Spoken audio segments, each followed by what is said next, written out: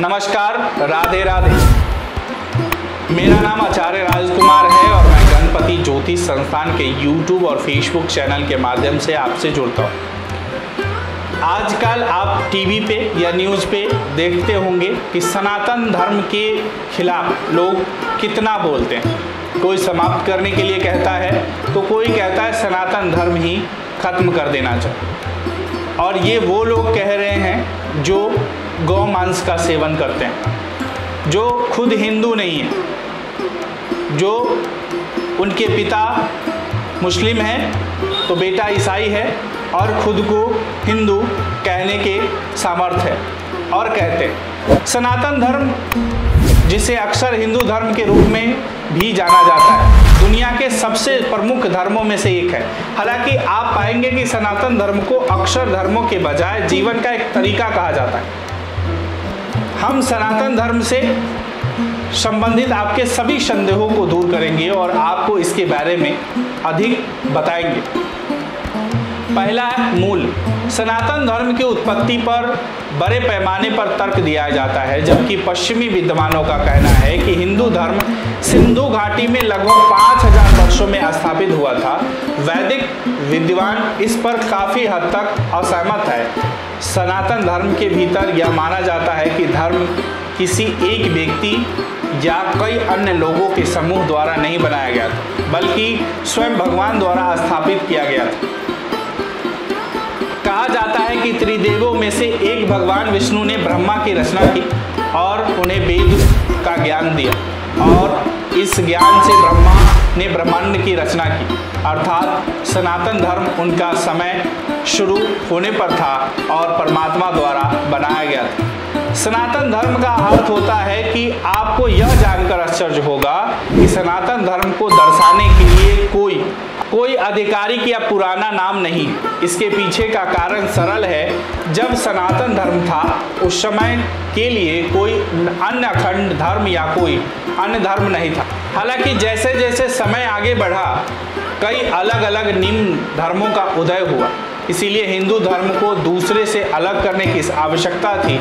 यही कारण है कि सनातन धर्म शब्द गढ़ा गया। सनातन का संस्कृत में शाब्दिक अनुवाद यानी प्राचीन है। हालांकि धर्म शब्द को परिभाषित करना थोड़ा कठिन है। धर्म क्या है? रिलीजन या जीवन शैली क्या है? धर्म शब्द धर्म की पश्चिमी अवधारणा का अनुवाद नहीं करता, कम से कम मोनोलिथ वाले नहीं। इसके अलावा धर्म एक बहुत व्यापक अवधारणा है, लेकिन अगर कोई इसे सीधे शब्दों में कहे तो इसे कर्तव्य के रूप में परिभाषित किया जा सकता है, लेकिन शाब्दिक रूप से नहीं। हर व्यक्ति का धर्म अलग होता है। क्षत्रिय का धर्म ब्राह्मण से भिन्न है। पुत्र का धर्म और पिता का धर्म भी एक दूसरे से भिन्न है। एक नागरिक का धर्म साधु के धर्म से भिन्न है, जबकि हर किसी के लिए धर्म अलग होता है। कुछ चीज़ें ऐसी होती है जो उनके सभी के समान होती है। वह है भगवान की पूजा, क्योंकि वे उन्हें जानते हैं। वेद और संस्कृतमी की बात करें तो अब तक 4 वेद है, अर्थात अथर्ववेद, सामवेद, ऋग्वेद, यजुर्वेद। हालांकि पहले वेद केवल एक था, लेकिन बाद में इसे छोटे वर्गों में विभाजित कर दिया गया।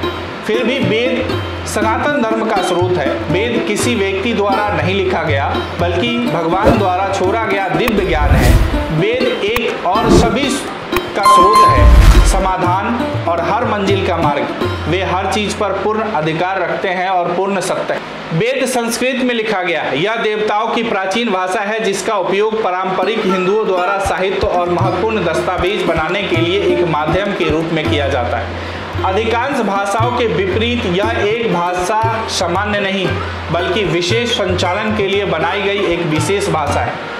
वर्ण व्यवस्था की बात करें तो वर्ण व्यवस्था भी वेद द्वारा सभ्यता को दी गई और हमें समाज की बुनियादी संरचना और भूमिका सिखाती है, जबकि लोग बड़े पैमाने पर मानते हैं कि वर्ण केवल जन्म या हमारे द्वारा किए गए कार्य से तय होता है, यह उससे कहीं अधिक जटिल है। व्यक्ति का वर्ण 3 चीजों से परिभाषित होता है। पहला जन्म, संस्कार, कर्म भारत के स्वर्ण युग और सभी क्षेत्रों में सफलता के पीछे का रहस्य वर्ण व्यवस्था और वर्ण समाज के 4 अलग अलग वर्गों में विभाजित करता है: ब्राह्मण, क्षत्रिय, वैश्य और शूद्र। ये 4 वर्ण ब्राह्मण विद्वान, डॉक्टर, शिक्षक आदि है। वे पूरी तरह से धन, प्रसिद्धि या अन्य दुनिया की चीज़ों से रहित जीवन जीते हैं और खुद को लोगों के प्रति समर्पित करते हैं। दूसरे स्थान पर क्षत्रिय है, जो क्षत्रिय या हानि से रक्षा करते हैं।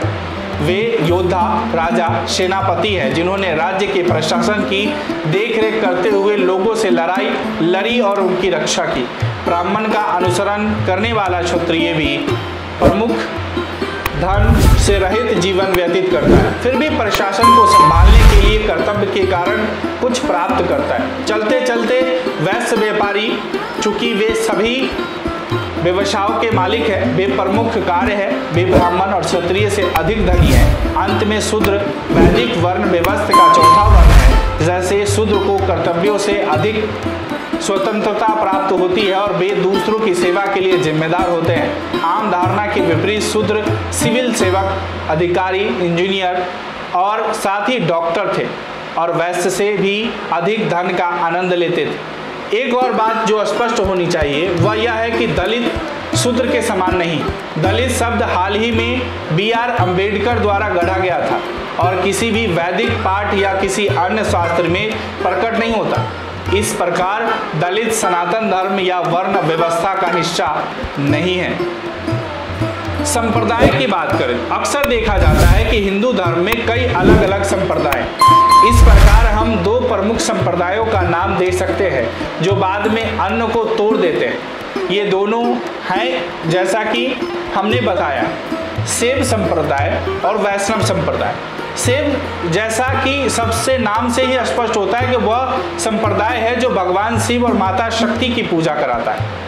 नाथ संप्रदाय और दत्त संप्रदाय जैसे कई शैव संप्रदाय है। दूसरी ओर वैष्णव वे लोग जो भगवान विष्णु और उनके सभी अवतारों की परिक्रमा करते हैं।